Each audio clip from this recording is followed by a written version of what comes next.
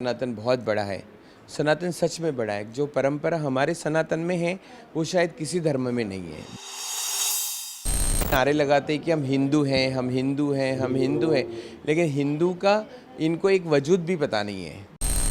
Pure सनातनी धर्म को लेके मारा गया, ये नहीं, सब पॉलिटिक्स फंडे हैं कि हमने अधर्मियों को भी सताया है ना।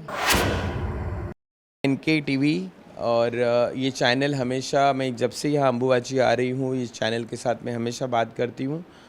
আছোঁ কামাখ্যা ধামত আৰু কামাখ্যা ধামত মহা অম্বুবাচীৰ মহাযজ্ঞলৈ মাজত মাত্ৰ এটা দিন ইতিমধ্যে বিভিন্ন প্ৰান্তৰ পৰা আহিছে সাধু সন্তসকল, বাবাসকল আহিছে, ভক্তসকল আহিছে আৰু प्रति बছৰ दरे এইবেলিও আহিছে बाबाসকল। माता रानी आप हर साल आते हैं, पिछले कई सालों से हम आपसे मुलाकात हुआ है, इस बार भी आए हैं, तो क्या बोलना चाहेंगे पहले अम्बुबाची महायज्ञ के बारे में? सबसे पहले तो पूरे आसाम और पूरे मेरे देश को, सभी भक्तों को मैं 2025 अम्बुबाची मेले की बहुत बहुत बधाई देती हूँ और सभी को आशीर्वाद प्राप्त करती हूँ कि सभी हमारे किन्नर और हमारे सारे यहाँ पे जितने संत समाज है, सबका आशीर्वाद सबके साथ रहे।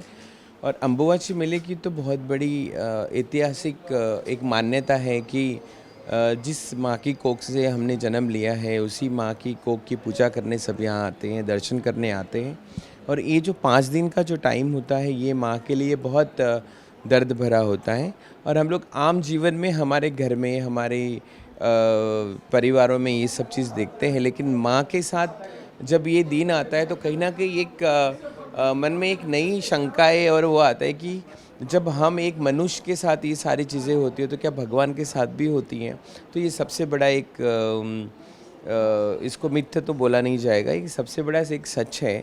और जो रियलिटी है उसको हम यहाँ पे देखते हैं माँ कामाख्या के चरणों में आके। तो बड़ी खुशी की बात है कि हम सभी यहाँ पर आते हैं और पूरा 5 दिन का मेला, पूजा अर्चना तप करते हैं, माँ की आराधना करते हैं। और कहीं ना कहीं माँ की आराधना और एक नमस्कार से भी माँ का आशीर्वाद सबसे बड़ा होता है।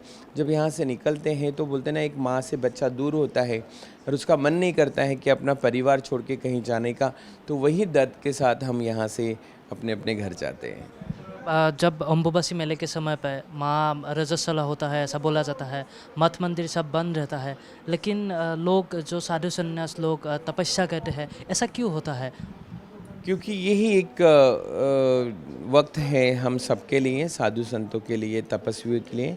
क्योंकि माँ जिस पीड़ा में इतना दिन रहती है, उस पीड़ा को हम परेशानियाँ, मतलब उनको तकलीफ़ नहीं देते हैं कि उनको एक जगह पे रह के शांति में रहकर हम उनके नाम से सिर्फ आराधना करते हैं, ताकि जो भी माँ शक्ति हमारे लिए प्रदान करती हैं, वो शक्ति हम आत्मसात करते हैं। और उस शक्ति का जो यूज़ हम लोगों का होता है वो हमारे जन कल्याण के लिए होता है, हमारे परिवारों के लिए होता है। हम जहाँ भी जाते हैं आशीर्वाद देते हैं, तो कहीं ना कहीं माँ का जो आशीर्वाद हमें मिलता है, वही आशीर्वाद हम अपने बच्चों को देते हैं। सब लोग विश्व शांति के लिए प्रार्थना करते हैं, और अभी तो ऐसा हुआ है कि सनातन धर्म कभी कहीं संकट में है, क्योंकि पहलगाम में जो घटना हुआ है रिसेंटली, सनातन धर्म के लोगों को मारा गया है, तो इसके बारे में कुछ बोलना देखो, चाहेंगे? ये जो है, ये प्योर सनातनी धर्म को लेके मारा गया, ये नहीं, सब पॉलिटिक्स फंडे हैं। ये पॉलिटिकली जो चीज़ें हमारे देश में हो रही है, ये पॉलिटिकली सीमित है। पहले भी हमारे दुश्मन हम पे हमले करते थे, बहुत सारी चीज़ें होती थी, लेकिन इस बार एक, क्योंकि हमने अधर्मियों को भी सताया है ना, हमने धर्म को हमारे बीच में लाया है। जहाँ पे बोलते हैं ना कि पानी की जात नहीं होती है, और एक वो है, रोटी की जात नहीं होती है, और पानी का एक बहुत अच्छा एक वो है, मुझे अभी याद नहीं आ रहा है। तो हमने आपस में ये सब चीज़ों को बांट लिया है, और इसका इफ़ेक्ट कहीं ना कहीं हमें बुरा होगा, हमें बुराई का असर पड़ेगा। क्योंकि भगवान तो सब एक ही है, सब में कृष्ण है, सब में शिव है, सब में माँ कामाख्या है, सब में दुर्गा देवी है। लेकिन हम इंसानों ने जब इस धरती पे आके धर्म को बांटा है, तो उसका इफ़ेक्ट हम पे बुरा पड़ेगा, और ये उसी का असर है।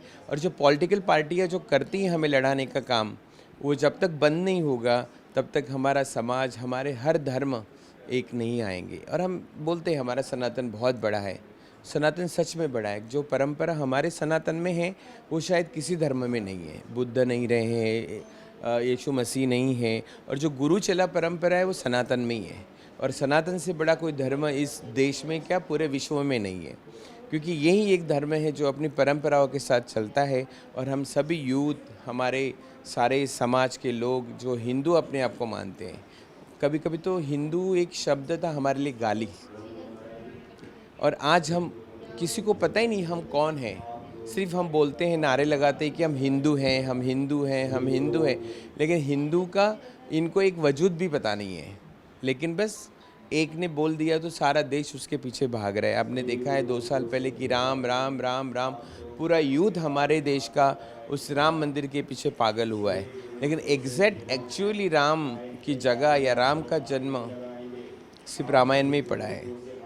तो ये पॉलिटिकल जो फंडे हैं, जब तक ये पॉलिटिकली जो हमारे नेता हैं, जो लोग हैं, ये खुद ही एक नहीं होंगे तो शायद हमारा समाज और हमारा यूथ कभी एक नहीं होगा। और उसी का ही असर है कि जो हमें भुगतना पड़ता है। और माता रानी जी, इस साल तो महाकुंभ भी हुआ था, जी। तो लेकिन इस साल अभी बहुत बड़ा हादसा भी हो रहा है। अहमदाबाद का वो प्लेन क्रैश, केदारनाथ का प्लेन क्रैश, ऐसा भी हो रहा है। क्यों हो रहा है ऐसा ये?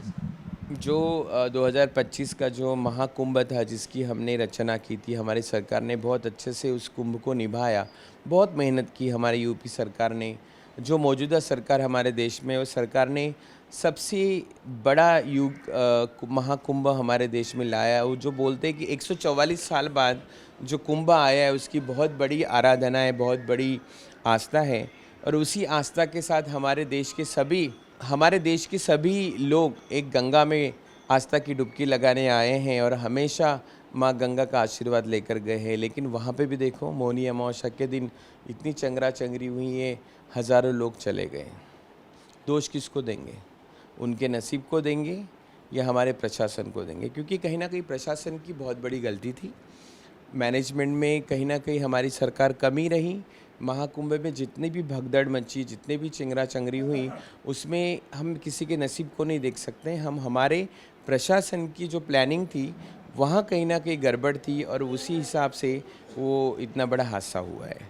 वो तो अभी माँ गंगा के तट पे हुआ, तो हर कोई इंसान चाहता है कि मुझे मोक्ष मिला, और गंगा में नहाने से अगर पाप धुले होते तो शायद हमारा हर एक मनुष्य निरंतर स्वच्छ और बिना पाप किए रहता, क्योंकि पाप तो कभी धुलते नहीं, शरीर धुला जाता है।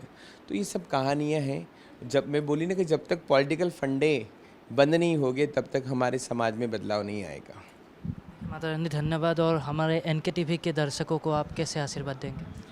बहुत बहुत बधाई हो NK TV। और ये चैनल हमेशा, मैं जब से यहाँ अम्बुबाची आ रही हूँ, इस चैनल के साथ मैं हमेशा बात करती हूँ। ये जो चैनल है बहुत तरक्की करे, लेकिन सच्ची बातें दुनिया के सामने लाए। सिर्फ जहाँ पे बहुत ही बड़ा आडंबर है वो चीज़ ना दिखाए। छोटी से छोटी बातें, छोटे से छोटे जो लोगों के साथ जो हिंसा होती है, या बहुत सारी ऐसी प्रॉब्लम हमारे गांव में, देश में, शहर में होती है, वो सच के साथ पेश करें। ये टीवी सबसे बड़ा रहेगा। जय माँ कामाख्या, जय।